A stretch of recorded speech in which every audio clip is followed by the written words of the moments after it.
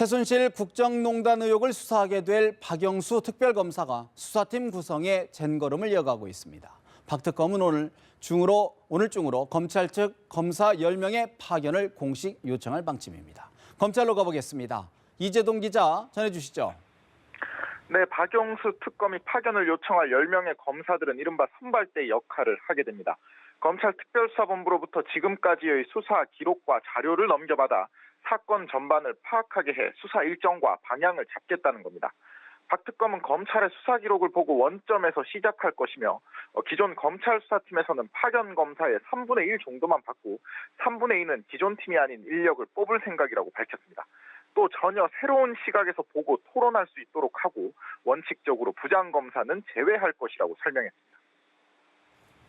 이 기자, 그런데 특검보 인선에는 어려움을 겪고 있다고 하는데 어떤 이유인지요? 네, 박 특검은 오늘 중으로 파견 검사들의 수사를 지휘하고 감독할 특검보 후보자들을 대통령에게 추천한다는 계획이었는데요. 애초 염두에 뒀던 인사들 가운데 사양하는 이들이 많아서 인선에 어려움을 겪는 것으로 알려졌습니다. 특검보가 되면 수사 이후 재판까지 책임져야 하고 그렇게 되면 최소 1, 2년은 변호사 업무를 할 수 없게 되다 보니 후보군들이 난색을 보이고 있다는 겁니다.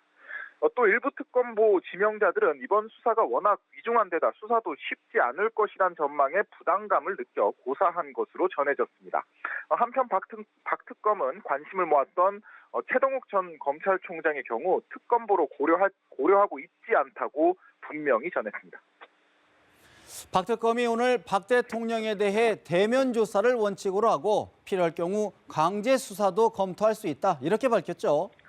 네, 그렇습니다. 박 특검은 오늘 오전 한 라디오 프로그램에 출연해 강한 수사 의지를 드러냈습니다.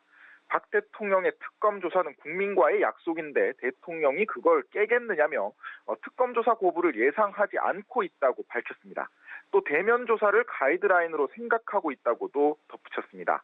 박 특검은 특히 박 대통령이 대면 조사를 거부할 경우를 묻는 질문에 국민의 바람이 강제 수사라면 그때 가서 검토해볼 문제라고 밝혀 박 대통령에 대한 체포영장 청구 등의 가능성도 열어뒀습니다.